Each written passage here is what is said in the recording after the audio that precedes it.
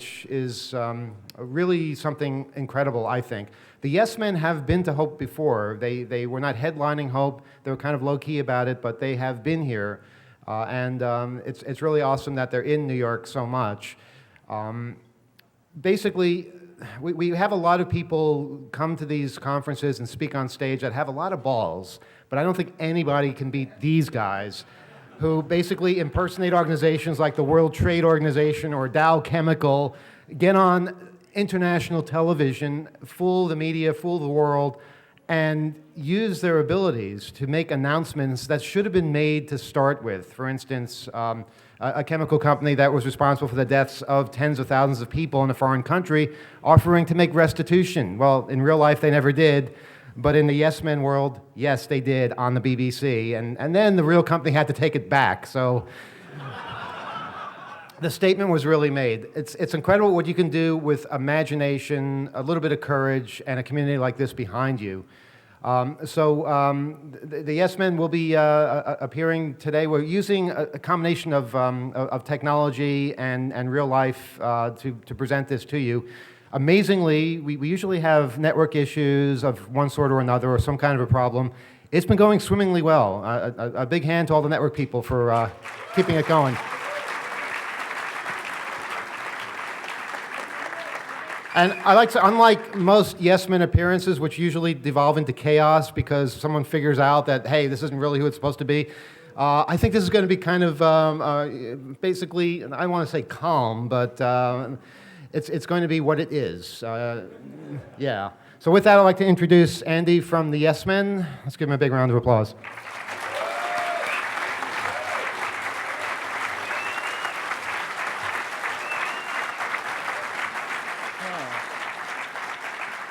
Thanks so much. Wow, it's such a big crowd, and it's a bit daunting and very flattering and a big honor to be here. You know, we've been inspired by hacking, which has been around, 2600 and other hacking things have been around for a very long time, and it's been inspiring to us to see people messing with the system in different ways. And I think it's probably one of the reasons we've ended up doing what we do. And it's only recently dawned on me that what we do is actually hacking. Believe it or not, it took this long. What we do, basically, I think, is hack into mainstream journalism. We work with mainstream journalists, essentially. Maybe it's social engineering. But with their accord, sort of, we give them, most of them, we give an excuse to cover important issues that they wouldn't otherwise cover.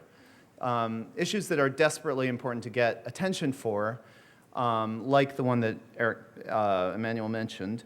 But we work with them by giving them funny jokes to cover instead of the important issue, because they can't cover the important issue just because it's important. 20th anniversary of the Bhopal catastrophe, biggest industrial disaster, nobody ever compensated for it, site not cleaned up, not important. But fake appearance on the BBC by somebody purporting to be from the company that did that, that's important. It's weird, but that's the way it works. And I think besides hackers, one of the other things that has inspired me personally has been ACT UP, who, in the 90s did amazing things like covering Jesse Helms' house with a giant condom. And stuff like that basically gave the media no choice but to cover it. It was just too good a story. Now, our own kind of voyage into discovering this started in 1999. And if we can have PowerPoint on this screen instead of me. That's 1999. A bunch of people headed to Seattle to protest the WTO, World Trade Organization, and what it represented, which was a system of free trade overall, and an idea that democracies should never interfere with the freedom of commerce to do whatever it wants. Because, we all know if you just let the rich do whatever they want, it'll turn out great for everyone. So this entire organization, a pretty big organization, was created to promote and defend that idea. And a lot of people didn't like it, including these people that you see in the slide and about 30,000 others who headed to Seattle in November of 1999 to shut down the World Trade Organization. And we couldn't make it to that, so we did the next best thing, or the 10th best thing, which was set up a fake website that looked just like the WTO's real website, but had satirical content, some really offensive content, but basically content that fell within the WTO's basic philosophy. And we did that just because we happened to be playing with websites at the time.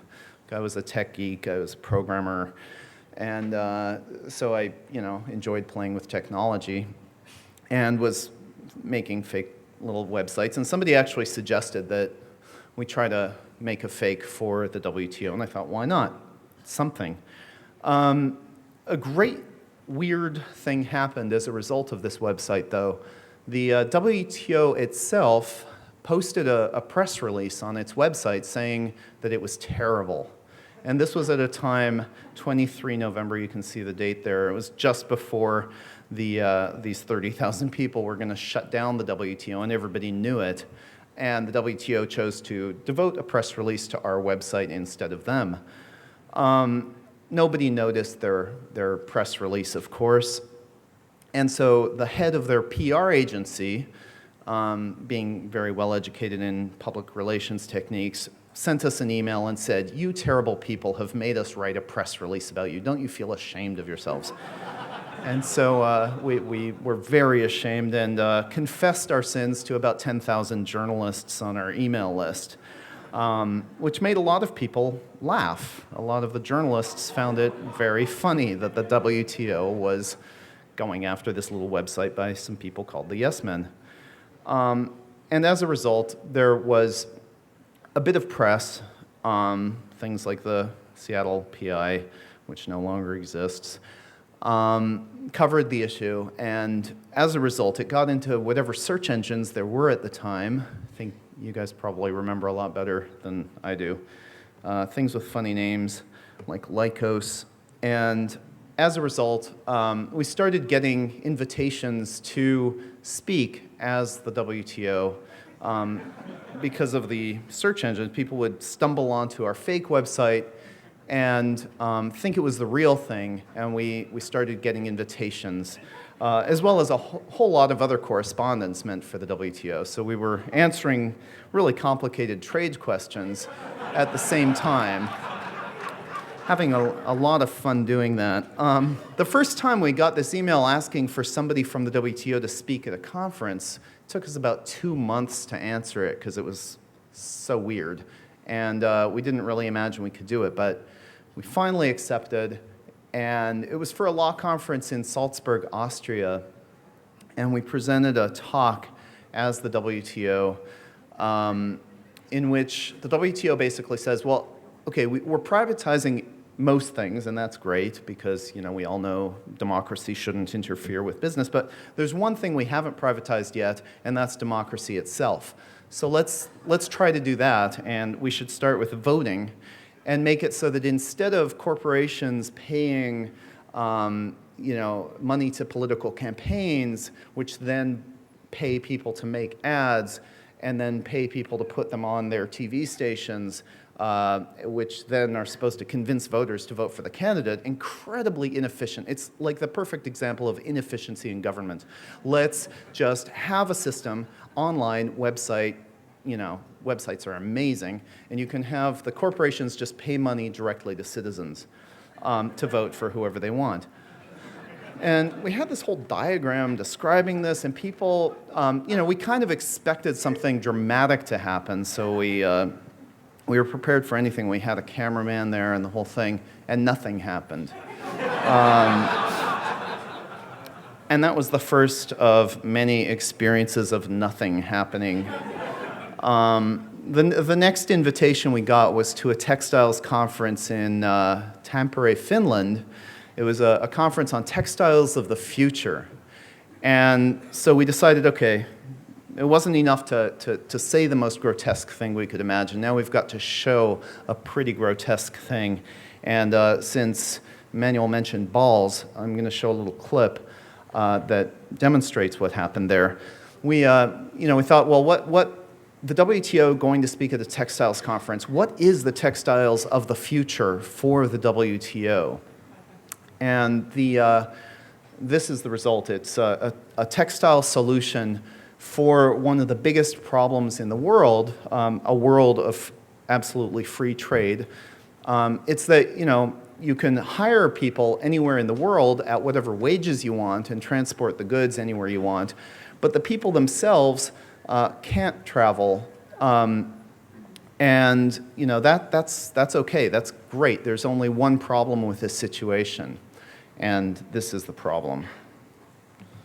Let's see. Oh, I think do we have sound? Yes, okay.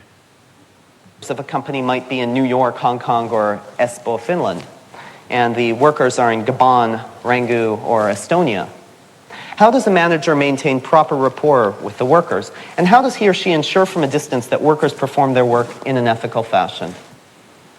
I'm about to show you an actual prototype of the WTO solution to two major management problems of today. Now, we all know that not even the best workplace design can help even the most astute manager keep track of workers. What you need is a solution that enables complete rapport with workers, especially when they're located far away. Mike, would you help me a moment?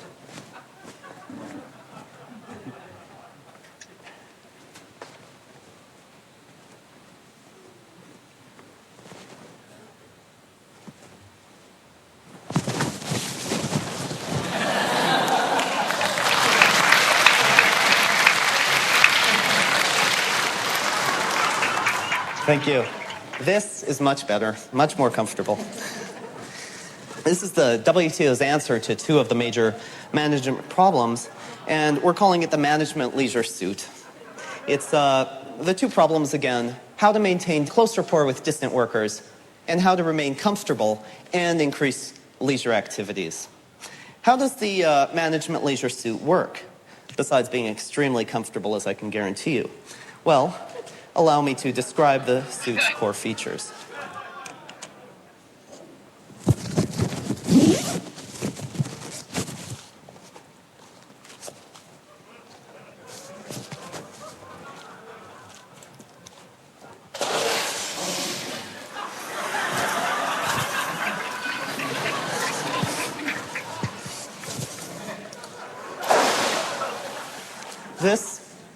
This is the EVA, the Employee Visualization Appendage. It's an instantly deployable hip-mounted device with totally hands-free operation that allows the manager to see his employees directly right here. Signals communicating the exact amounts and quality of physical work are transmitted not only visually right here, but directly through electric channels implanted directly into the manager. The workers, for their part, are fitted with corresponding transmitting chips that are implanted humanely directly into the shoulder. But the other equally important achievement of the MLS has to do with leisure. In the United States, leisure, another word for freedom really, has been decreasing steadily since the 1970s. The management leisure suit permits the manager to reverse this trend by letting him do his work anywhere, while remaining in complete touch with the workers, physically sensing what's going on in the workforce on the floor through channels implanted directly into the manager. Again, the manager sees the employees, but also feels what they're feeling and can select where to focus in the workplace environment. So, in conclusion, I'd like to ask, is this a science fiction scenario?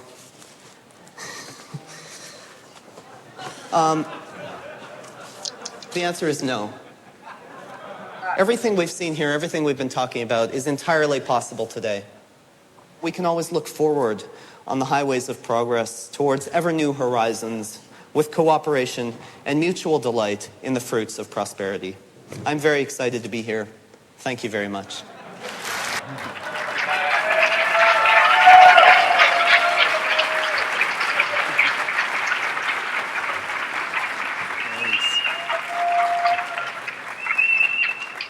Thanks. Afterwards, the president of the conference asked for questions. There weren't any.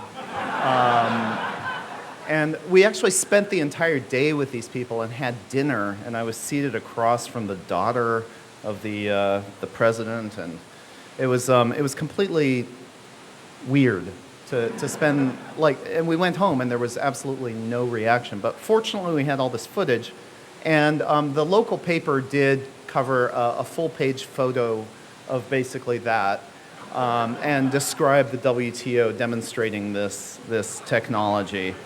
And they got it. I mean, that newspaper got it and made fun of it. And it got a certain amount of press. So that was a sort of way that we hacked a bit about that story into the media, remote labor and the inhumanity of outsourcing. Our biggest kind of news hack came a few years later when a friend of ours from Greenpeace suggested that we use these weird talents that we seem to be developing to go after a real on-the-ground problem in Bhopal, India, which Emmanuel alluded to. In 1984, a big chemical plant exploded there, killing like 3,000 people at once, and up to 20,000 people over the ensuing years. 120,000 people sick for life. The maximum anybody ever got for that was $500, compensation, and the site itself was never cleaned up. So we thought that was terrible, of course, and we set up. In 2001, another element of the puzzle. The company that was responsible in 2001 was sold to Dow Chemical, who continued to refuse to do anything about it. So we did what we knew how to do, set up a website for Dow Chemical, a fake Dow website, sent out a press release saying that basically Dow would never compensate the people in Bhopal because the people in Bhopal were too poor to be shareholders. And that's pretty much the truth, and it didn't really get much attention because it's true. So it did get a little bit of attention, though. There were a couple of articles, a couple of blogs posted it, and as a result, it did get into search engines. And 2 years later, an intern at the BBC was searching for the Dow Chemical Company because it was the 20th anniversary of the Bhopal catastrophe, and they wanted to interview somebody from Dow to see how they were responding to these activist demands that they pay up.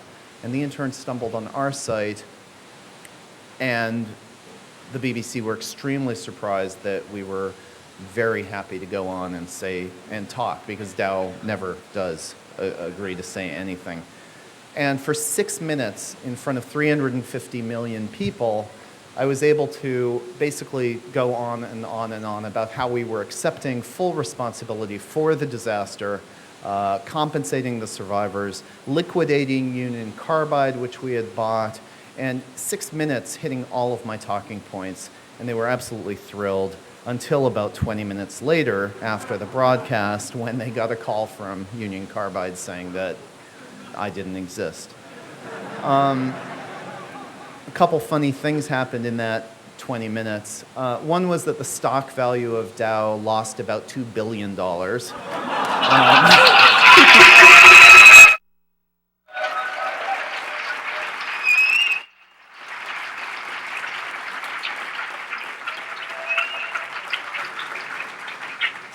People always applaud for that, and I'm so confused. You should be booing, because it says that if a company does the right thing, they get punished by the marketplace.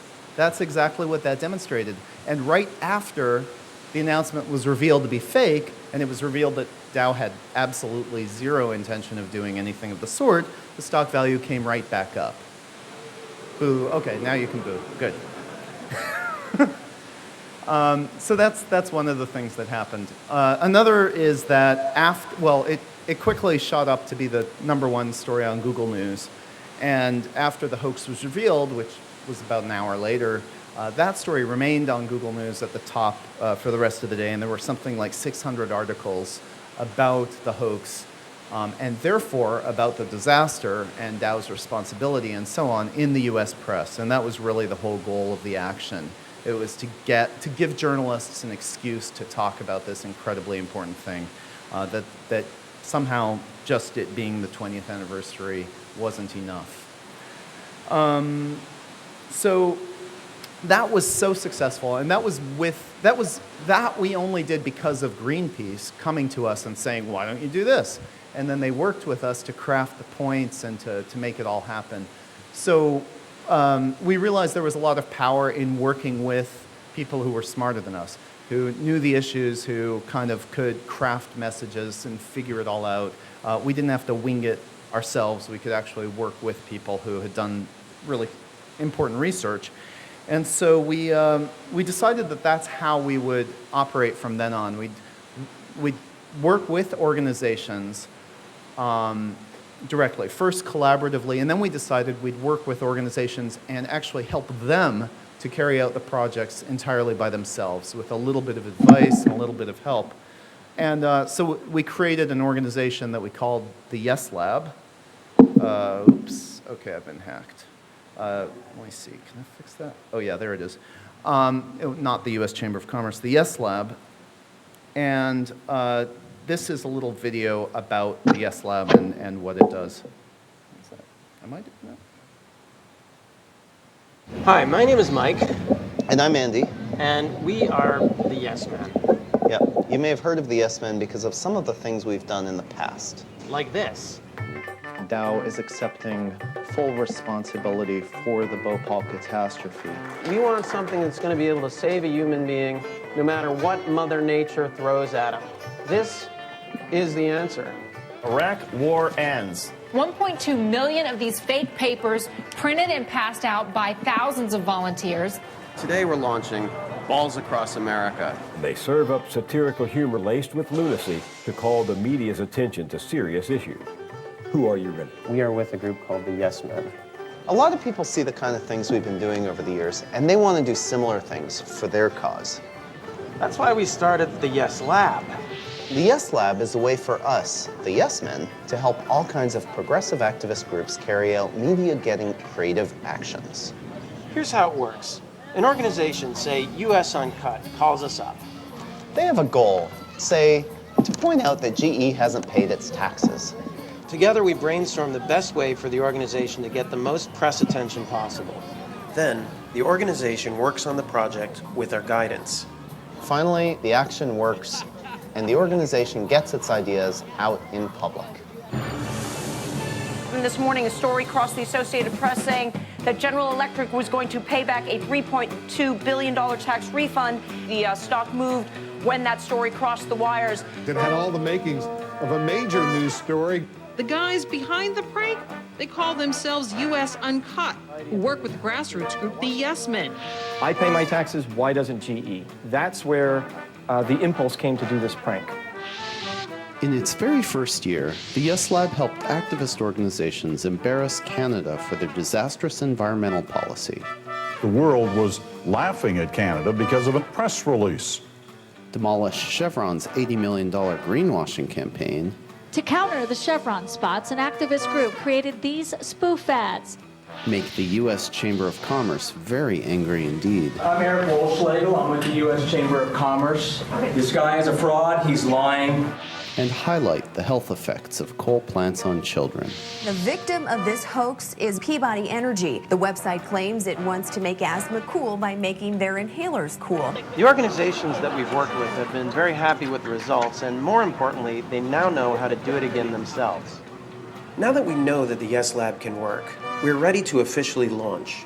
So if you want to try something, write to us at this address here.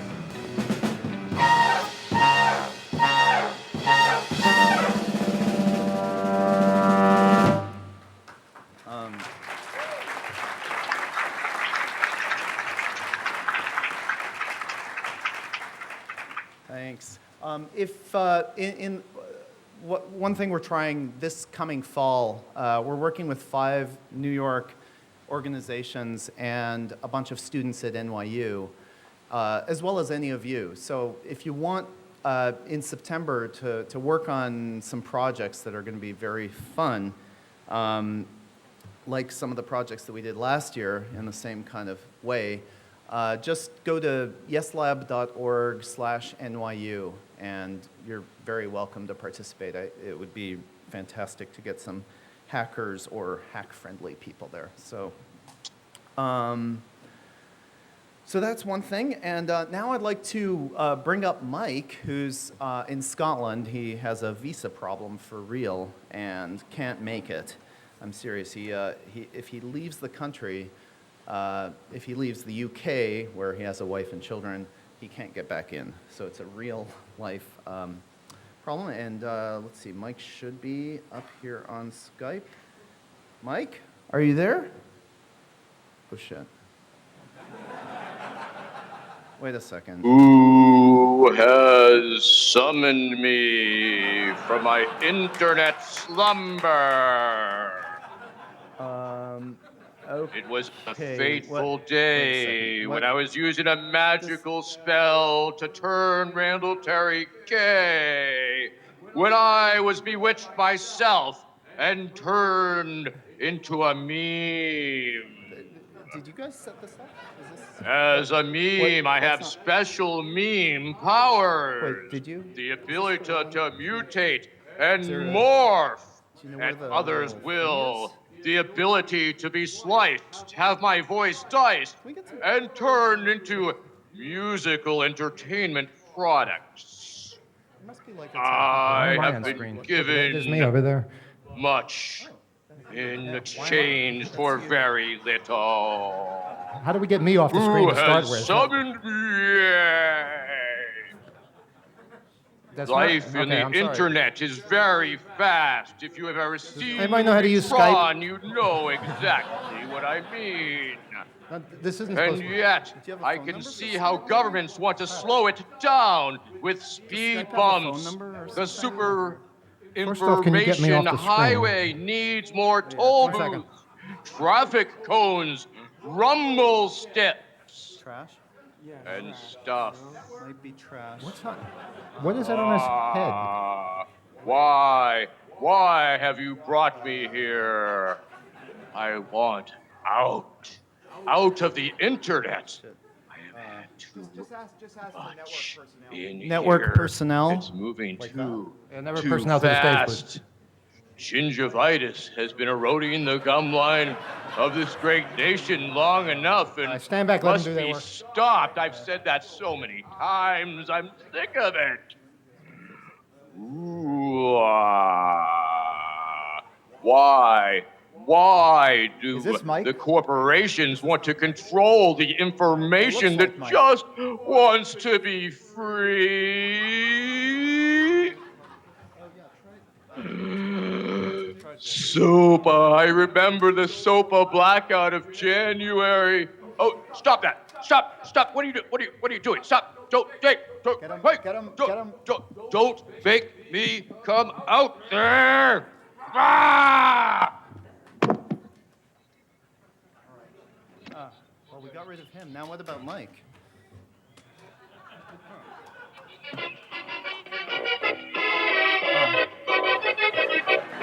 Let me try again.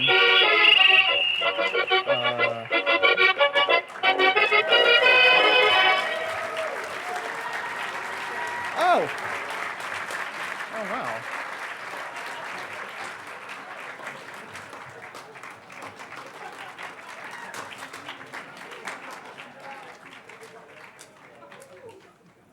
All right. Hello, everybody! I'm Bourbon Supreme!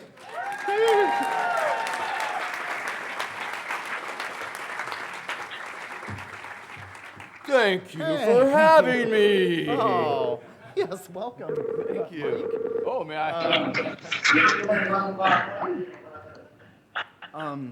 Great, yeah. Well,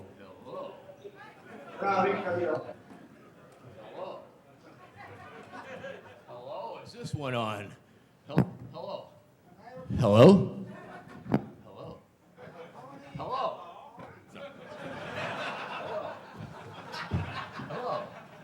Hello? Ha!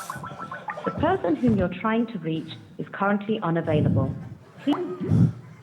Hello, my name is Vermin Supreme, and I am from the internet. I have felt a disturbance in the memosphere. I believe there may be another internet censorship bill coming down the pike. Now, it's so fast on the internet, I can't understand why the governments want to install more roadblocks, traffic cops, traffic cones, rumble strips, and the like. But I have a fear because to a meme, such internet censorship means life or death. Let me assure you that the Supreme Administration will be friendly to memes and friendly to the internet. We are not afraid of the internet, and we do not believe in internet censorship. Me and my meme friends have recently been discussing the formation of a league of memes. I've been stalking my administration with memes. Scumbag Steve, Double Rainbow Guy, all of them. They're all on board, even the keyboard cat. So friends, I would like to take this opportunity because as you know, during my presidential quest, the next stop will be the conventions in Tampa and the conventions in Charlotte. And I will be arriving en masse, and I will be bringing with me memes. I would like to take this opportunity to announce the Million Meme March for Freedom Against Internet Censorship.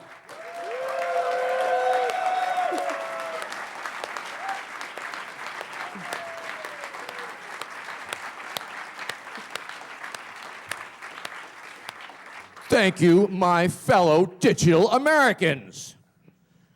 So, what can the Yes Labs do for me?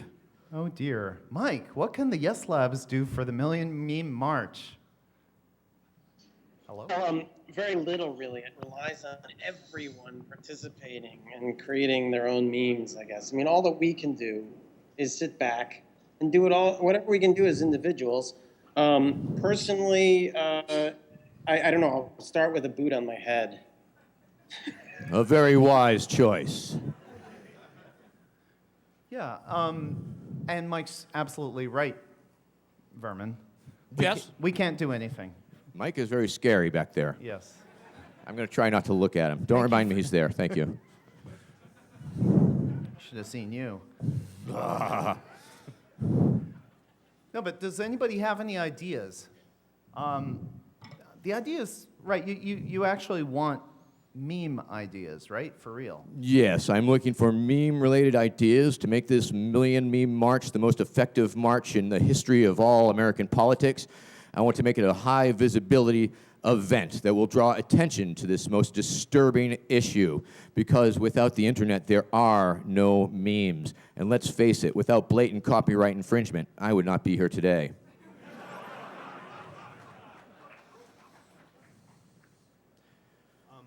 So, any ideas? What can we do, citizens?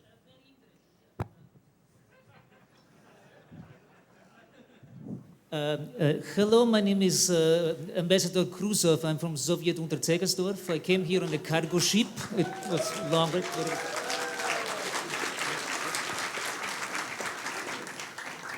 My personal, I'm still trying to understand the West, but I very much like your appearance. I like your the PR concept of this Million Meme March. And I think, as far as I can tell, the capitalist system sex sells. And I would see memes including fisting and stuff like that. A million, a sexually explicit Million Meme March. I mean, see. Yeah, we have to attract deviants. Yes, well, Scumbag Steve is for the pretty, mainstream. For the mainstream, we take bumblebees. Bumblebees and fisting. Fisting. Bumblebees, fisting, and hope. Okay. Yes. Thank you. Yeah. Okay. I'll sit down. You consult me again. Thank you. Yes. Thank you. That was very helpful. So take we have note on that. bumblebees, fisting, and hope. Are there any other ideas?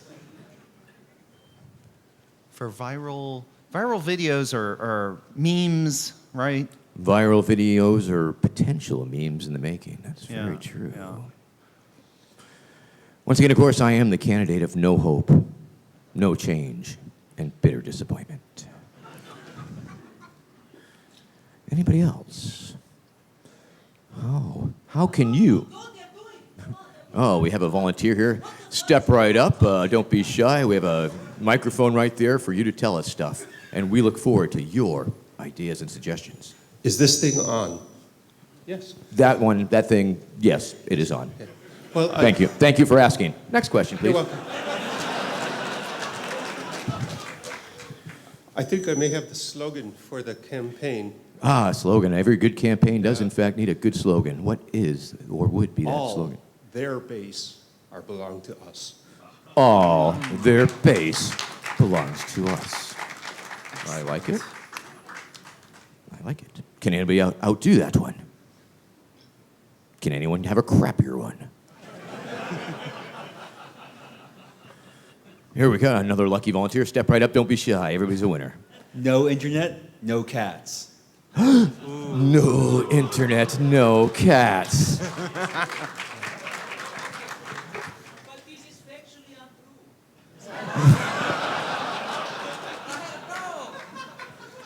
Save the cute kitty cats. Read me, Dr. Memory. Yes, sir. You standing at the microphone. Yes, I think that memes should be open source. Like wide open, like goats say. Okay. Yeah. Just because I'm a meme doesn't mean I get all that internet humor. But I'll nod my head as if I understand exactly what you were talking about.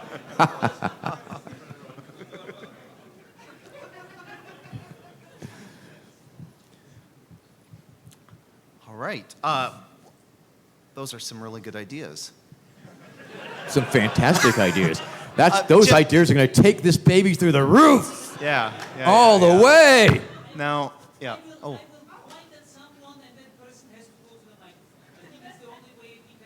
Wonderful. Could you just shove the microphone in their faces? Like Oprah?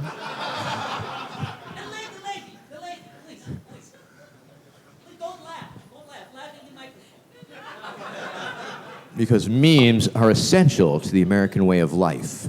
America would not be the same without... The lady. Lady.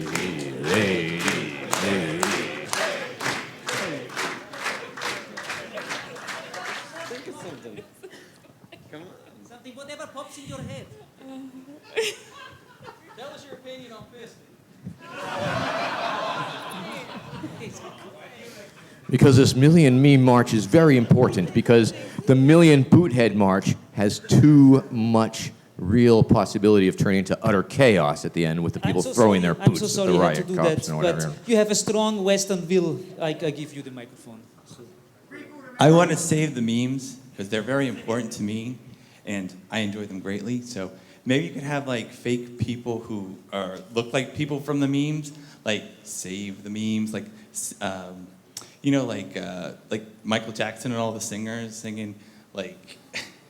He was very memey, yes. Meme impersonators. You're suggesting that we have meme impersonators. Yeah, like singing like how they had I can't remember it's from like all the great singers were from like the 80s. We are the world only with me. Yeah. Yeah. Oh, we are the memes. And you have like people who we are the internet. And we give you mindless entertainment on your computer at work. How about you? I like that idea. Thank you. And the keyboard cat died, so you shouldn't, you let him rest in peace, But he is running for president. I saw the signs. He's got my vote. All right. So, Candidate Supreme. Yes, sir. You standing up with the microphone. Yes, hi. If we came up with an image rather than a slogan in the past few minutes, how do we give that to you? I guess you would hashtag it million memes. Million memes. Million memes. Hashtag MILLIONMEMES.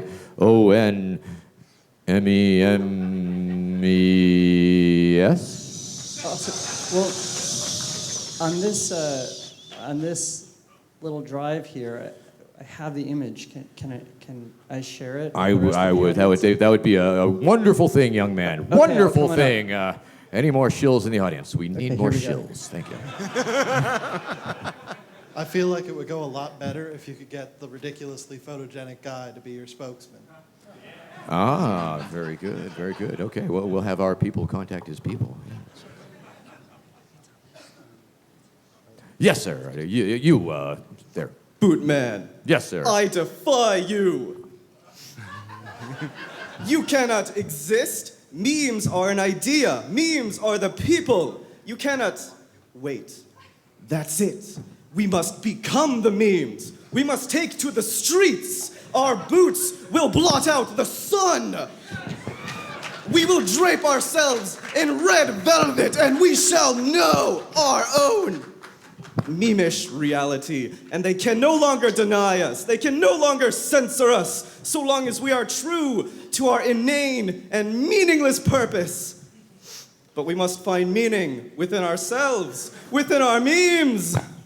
Sir, one does simply not become a meme. But what have you done, Bootman? What are you but a meme? What are you when you take the boot off? Are you still a meme? You got me there.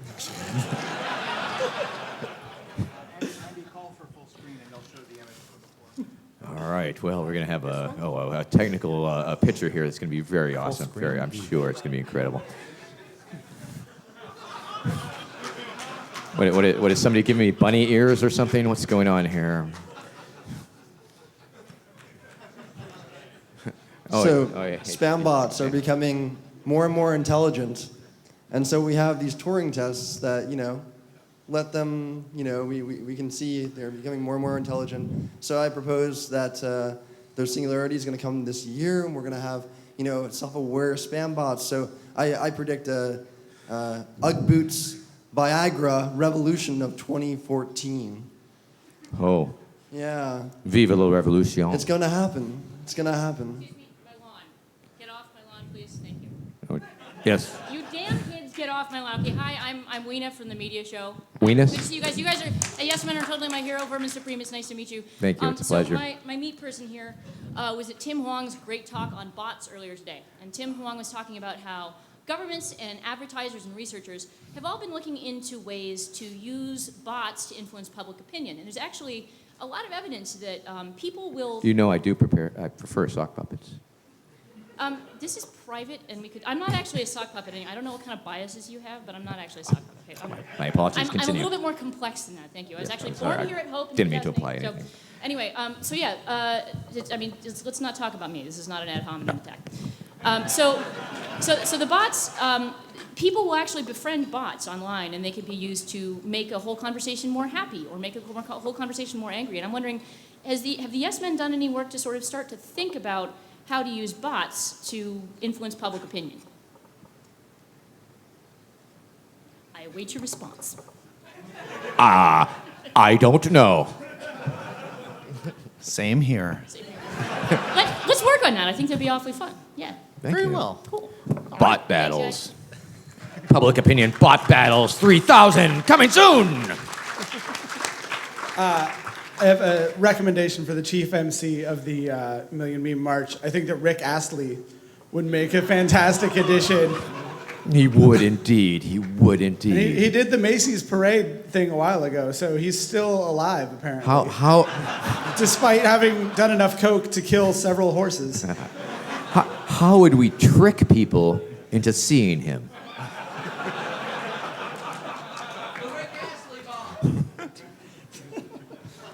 Well, all right, so those are some amazing ideas. I promise if you come to the Yes Lab in September, there will not be a Soviet forcing you to have ideas if you're not ready. Although, well, yeah. Okay, we might have a Soviet forcing you to have ideas, but Maybe a smaller one. it will be a smaller group, so it will be less mortifying to be forced to have an idea in front of everybody. And there will also be no fisting. So, Fist fights, maybe. well, okay, there will be fisting then. Fine, that's fine. Yay! All right, yeah, it's a democracy. Yeah, consensus.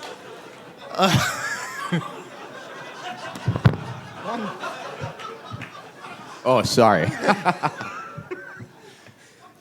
All right, so with Mike's help back there also, if there are any questions about any of whatever this is, and about anything so far, about Vermin, about Mike, about the Yes Lab that we're doing, about what we do, how we do it, how this happens, what's going on the screen right now, and off, please feel free to ask. And there's more videos to show you as answers if we don't have the answers.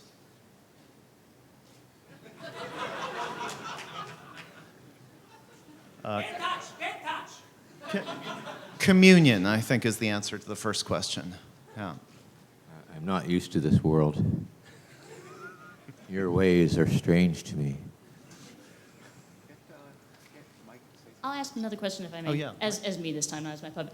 So I know you, at least one of you is affiliated with academia somehow, and I'm sort of wondering how you sort of balance out your life as an activist with your life as an academic, and how you keep people from firing you when you do these incredible things. I will not answer that question because it doesn't apply to me at all. Thank you. But you're not a doctor of something? Anyway, Mike and Andy, if you want to go ahead and answer. I can answer that question. I think that the answer is that you don't keep people from firing you.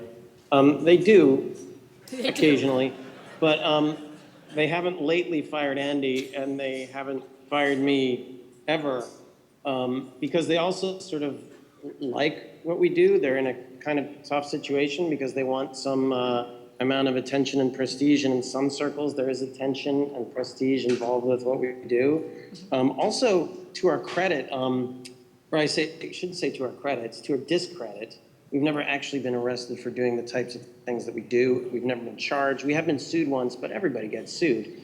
I mean, come on. That's nothing to be afraid of or to think is means that you're doing anything illegal. It doesn't. It just means you're being sued. So I think that, overall, it's, they don't have any reason to fire us. So, I mean, we'd have good grounds to fight it. Although if you don't show up to work, then they have a very good excuse to fire you. So I recommend that if you are an academic and you're doing things like that, then just, show up to work, teach your classes, and then they probably won't fire you. I mean, That's my theory. One of the things I sort of wonder is a lot of us. It doesn't mean that they've fired plenty of people in the past. They fired very well-known, fantastic activists in the, Frances Fox Piven is a good example. She was let go from Boston University in around 1980. There's a whole bunch of people who've been fired because of their politics. And so that's why there's the tenure system. Not that that always works.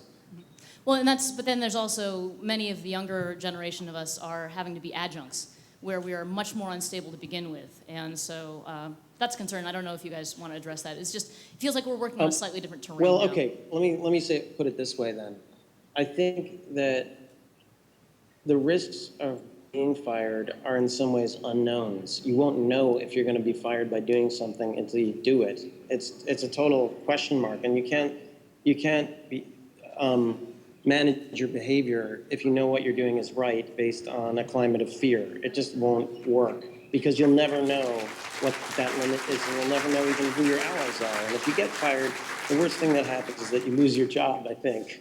And chances are that the attention that's generated by that will help you get another job. So that's my, unless you basically are like in a really, really, really tough situation personally, I would say that the risks of being fired are very slim compared to the risks of doing what you really need to say and do, exercising your freedom of speech. That's rough in today's economy, but I'll go ahead and take that and get out of everybody else's way. Thanks, I appreciate it.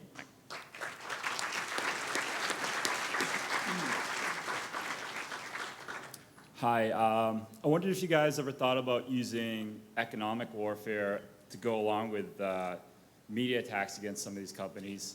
There's a guy named Max Kaiser who has a website called Karma Bank, and he lists certain companies, for example, Coca-Cola, that are very susceptible to, say, a ban. I noticed you talked about the stock price of some of these companies and how they plummeted in the hours after your press release. If you work with hedge funds who, let's be honest, all they care about is making money, they don't care that you're a progressive group necessarily, they could work with you to really drive that stock price down. If you have a 2-hour movement down in a stock price and you have a bunch of hedge funds buying put options at the same time, it builds upon itself. And I just, I don't think that any amount of that sort of pressure can really make a difference. I think it could make a momentary difference on one company, but the actual problem is the system that allows companies to get away with murder literally and not see their stock value go up as a result. Until we change that, one start would be to get money out of politics. Then we would have a lot less of that. And there are different ways to do that. You can get money out of politics, and that makes a real difference across the board, and then companies can't spend billions of dollars. For example, Shell just spent $4 billion lobbying and campaigning to be allowed to drill in the Arctic. That's an example of money in politics. The Arctic is now melted enough that Shell can go drill for oil up there. Wrong response. And that's pretty offensive to a lot of people, including people in government, but because Shell could spend $4 billion on lobbying, they managed to get it approved by the Obama administration. When you can stop that sort of thing, then you can make a real difference. Bringing down one company like Coke, which I'm sure does terrible things, and or any one of these banks that does terrible things, that's great, but one thing that does is send a message that it's just a few bad apples, whereas it's not. It's the entire system. Yeah, no, that wasn't actually my point. My point was that, like, if you do that to one company, it sends the message potentially to the other companies, and not all companies are susceptible to what I'm talking about. Some, like you said, it's not going to make a difference, that's been but done. there potentially are some companies that are more susceptible. That's something you can test. Like, there have been boycotts that have really hurt certain companies. Has it actually stopped other companies from doing terrible things? No. So it's, to really change things, we have to have systemic legislative changes, like either a constitutional amendment to stop corporate personhoods, to say that corporations don't have the rights of people, which that's a tall order, or even something like an FCC disclaimer on the front of political ads, just like you have, disclaimers on medical ads for pharmaceuticals that say the side effects. Why not have a FCC requirement that if you put on an ad for a campaign or whatever, you have to disclose exactly who's paying for it and who's behind who's paying for it, and have real clarity about what you're seeing. Right now, we don't have that. And that would be really just a palliative measure. It wouldn't fix it, but it would be something. So there are these things that would systematically improve the situation. I think going after individual companies and trying to send them a message is like, it's a bit Christian. It's about like thinking their better sides will win out and the other companies will, do the right thing because they see they're in trouble or whatever. It's not, you can't rely on their conscience or even their fear. I just feel like it's like fighting fire with fire, but thank you very much. Okay, thanks. Hi, I have a question for Vermin. Vermin, are you there? Hey, are you running for president? Yes. Awesome. I am a friendly fascist, a tyrant that you can trust. Could we perhaps? And you should. A debate. Let me run debate, like your life. I have debated several candidates this election season, yes. How about the Democratic debate? Well, I was involved in the lesser-known candidate debate back in December 19th, 2011. And yes, I won. Let us see. Thank you. I've also debated Jimmy McMillan, another fine meme, who I believe I might be tapping for my VP meme candidate. And I have, of course, also debated Aleister Crowley's Representative on Earth earlier in the year, back in October. And I think I won that one, too. Thank you. Does that answer my question? Is there a video? Is there a video? There are videos of all those debates, yes. Could we see it? If you just Google it up. I suggest that... I would suggest you type in my name with the name of any other presidential candidate in the past 15 years, and you'll have some fun. Oh, wait. Oh, Jesus, that's a giant from a Supreme. Help us! Fight back. We can no longer be a nation indentured. Our very salivation is at stake. Together, we must brace ourselves. As we cross over to the bridge work, into the 23rd century, let us bite the bullet and together make America a sea of shining smiles from sea to shiny sea. Now, friends, some people will tell you that this mandatory toothbrushing law is about the secret dental police kicking down your door at 3 a.m. to make sure you've brushed. Friends, it is not. Some will mention the dental re-education centers or the preventative dental maintenance detention facilities.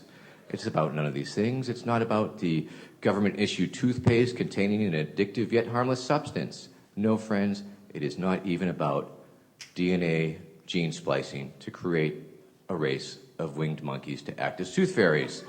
Friends, what this mandatory toothbrushing law is really about is strong teeth for a strong America. My name is Vermin Supreme. I am a friendly fascist. I am a tyrant that you should trust, and you should let me run your life, because I do know what is best for you. Yes, I am a politician. I will promise you anything your little electorate heart desires, because you are my constituents. You are the informed voting public, and because I have no intention of keeping any promise that I make.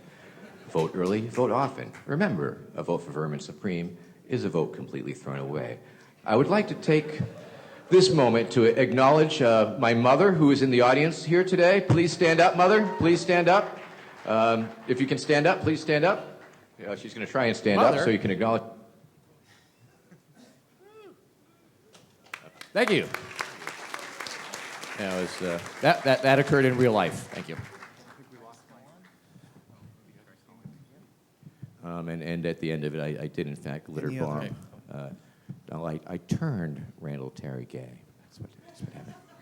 Another question? Yes. It is amazing to me that you, Andy, can appear before a group, inflate a giant dong, and not provoke any kind of a response. Do you have any thoughts about the, psychological dynamics of those groups and what's going on in their heads? Well, yeah. Is Mike there? Maybe Mike can answer that one. And Mike, go Bisons. I don't know if you can hear that. Well, I'll start. He'll finish. Yeah, it's not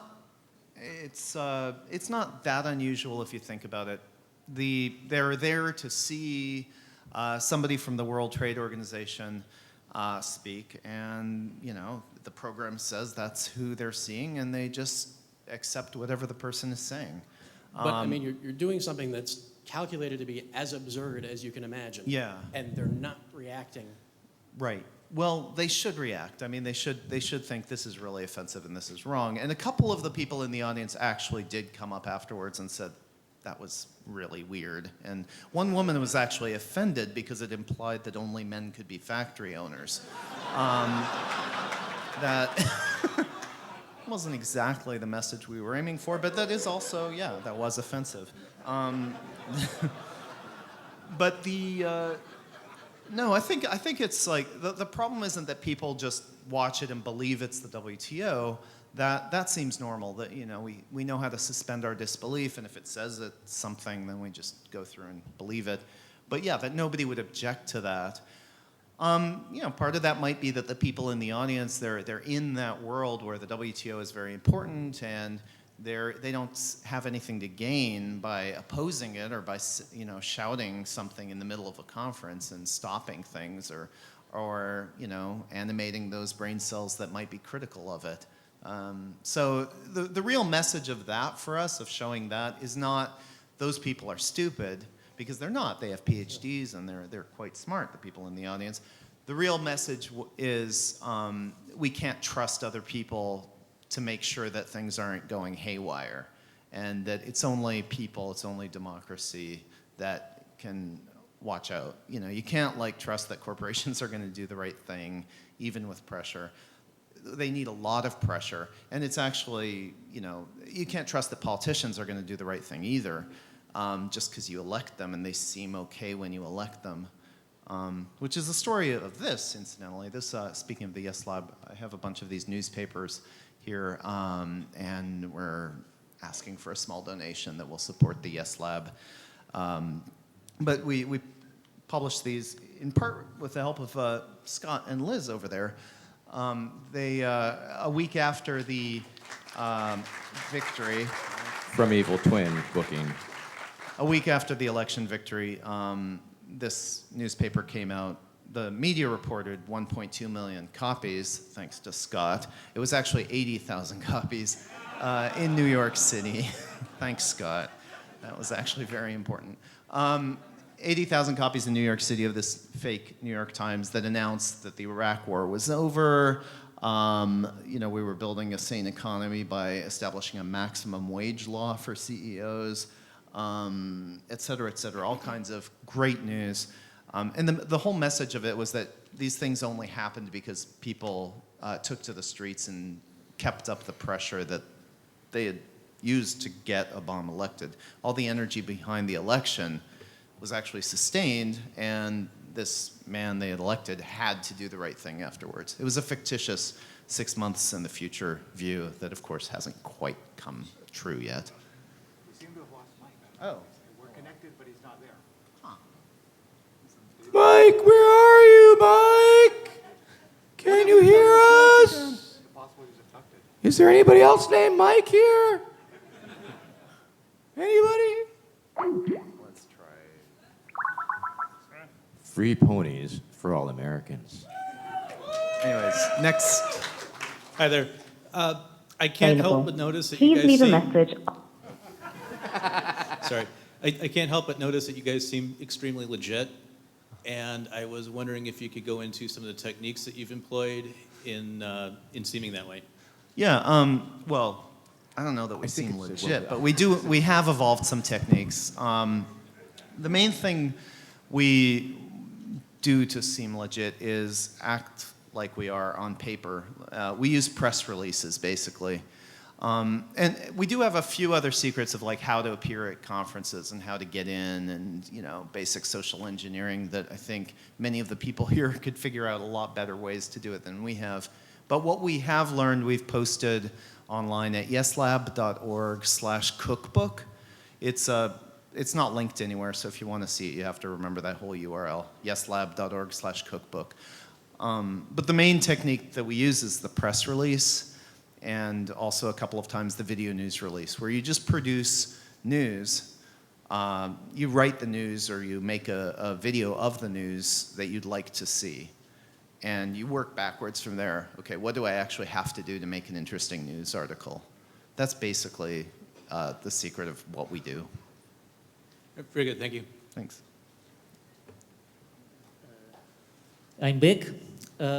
My question, it's a little bit foreign for me to, to be a fake character or something like that, so I don't completely understand that concept. But my question would be actually a political one. A lot of activism in the West is actually very reformist. It's very, there are the bad capitalists and the good capitalists, and if you criticize the bad capitalists, they become good capitalists. But isn't all capitalism bullshit and bad, and shouldn't we kind of be a little bit more hard on and not that reformist and change a little bit here and change a little bit there, and it will be better? Yes. Yes. Yeah. Well, I love what Frances Fox Piven says about that. She's, if you've ever read her, she's an incredibly powerful writer. A book called Poor People's Movements, for example.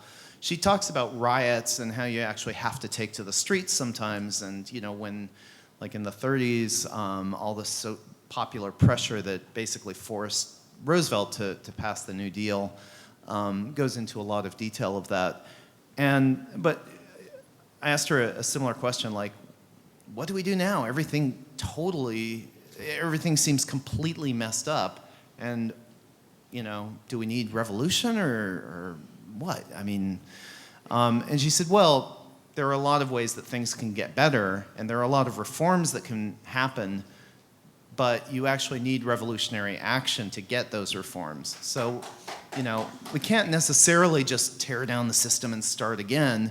That might not even be desirable because who knows what happens. But you do need to actually take action that's pretty revolutionary to get Gotta hit 'em anywhere at high, all. gotta hit 'em low. Go team. Yeah, basically.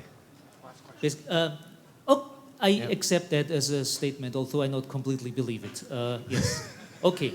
Just in case anyone wants to commit a felony, I have the official immigration stamp of Soviet und Zegersdorf. If you bring me your passport, I'll stamp it. It's really a felony, and it's the cheapest you get today. Thank you. Wonderful. One more question, I'm afraid, right? Okay. We have time for one more. Yeah, sorry. Okay, if you wanted to get a Million Meme March down in Charlotte, I think that someone who could help you get with the logistics of turning out people like that.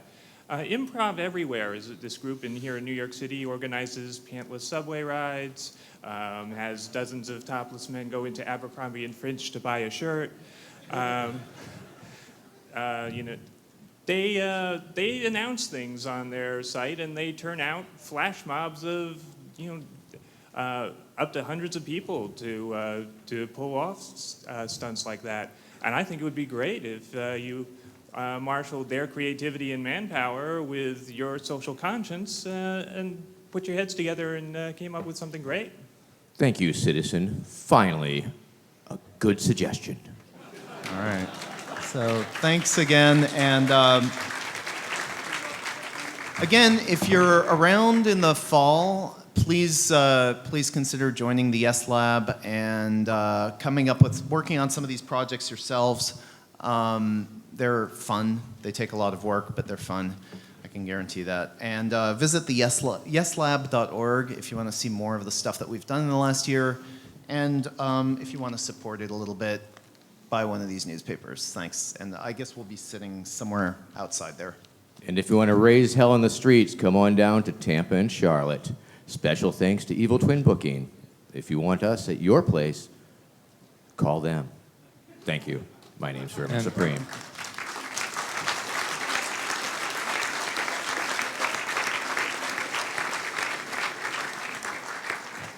To quickly add to that, on Twitter, Million Memes, and it's millionmemesmarch.wordpress.com, I think. Wait, where's the flashes?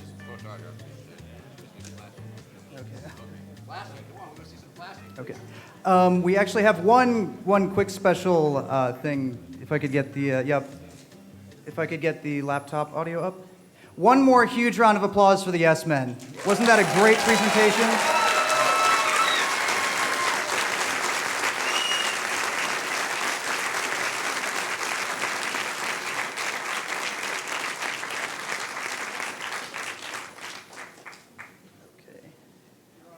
Is it up? Oh, okay, cool. Caught off guard. That was actually not it, and I lost it. Oh, shoot. Did you want to just introduce the video real quick? Yeah, sorry, I lost the slide. Okay. Yep, yeah, just go for it. Hi, I'm Giraffa. This is Tim Pool. Whoa! Hold on! Hi, I'd like to take this opportunity to introduce a few indie journalists from the internet also. They are going to talk about their experiences in NATO involving the police repression of indie journalists there. And I'd like to introduce to you Giraffa and Tim Pool. Thank you. Hello. So we're going to play a quick video for you here that was reported by Channel 5. Tim and I were with a group of people that were covering the NATO protest. We were with a group of journalists and doing information facilitation with telecomics, and we had our house raided, and then were stopped by 12 marked and unmarked DHS, CPD cars, and a bunch of stuff. And we're going to be giving a talk at 1900 hours in Felsenstein room, if I'm saying that correctly. So I want to take this opportunity to play the video.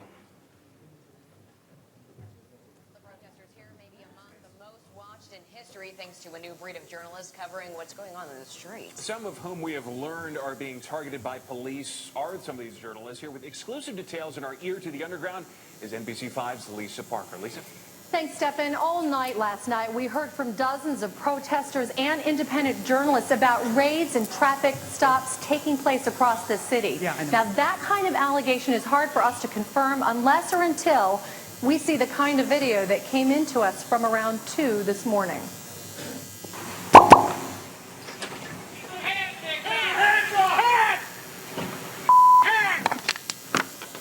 We're being raided right now. For those that are watching, we are being raided by the CPD as we speak. What is this for, officers? What is this for? I'm unbuckling the seat. We're gonna unlock it. We're just pulled over, stopped, license. They didn't give us an explanation to why they're stopping us. You're watching us live right now. 12 cars. So now inside that car, 3 of the live streamers we've been interviewing and introducing you to all week this week. Just a few minutes after he says the handcuffs were removed by police, independent journalist and Chicagoan Tim Pool called us. Hey Lisa, we just got a crazy situation. We're heading back to the house. The person we were staying at was acting real weird. We told her we were heading back to the house to get our stuff now. And as soon as we did that, cars pulled out of nowhere behind us. They unmarked Crown Victoria Gray, cut us off, and we were surrounded by 12 cars and then a bunch of unmarked like Infinity and other cars, like just a swarm of police in an area where there are no cars. And we were cuffed, interrogated, credit card numbers were taken down, passport numbers. They banged our hard drives against the ground. This is crazy. We can't stream it all. We got the stream up because we saw the car come around as soon as it cut it off. So now Poole says the detention lasted about 10 minutes total, and that police said the reason for the stop was that their car matched the description of a car authorities are now looking for. He described the whole thing as pretty freaky, but said police did act reasonably. We contacted CPD about this incident, but we've not yet heard back. Daniela, Stefan, back to you. All right, Lisa Parker, thank you for that. Yari? I certainly did not say the police acted reasonably. It was outrageous, but at 7 in Felsenstein, we're going to be talking about our experiences that whole day with our apartment being raided, as we were told, from being pulled over. They had their guns drawn on us as journalists covering this protest event. So come down for a discussion, 7 p.m., and hear the whole story, and I would appreciate you all coming.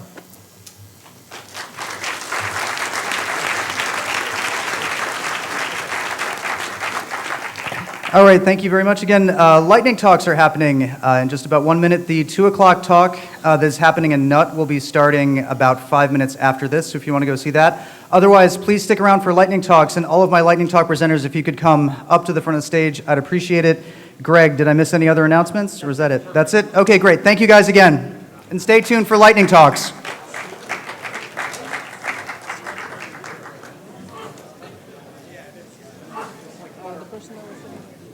Yeah, right.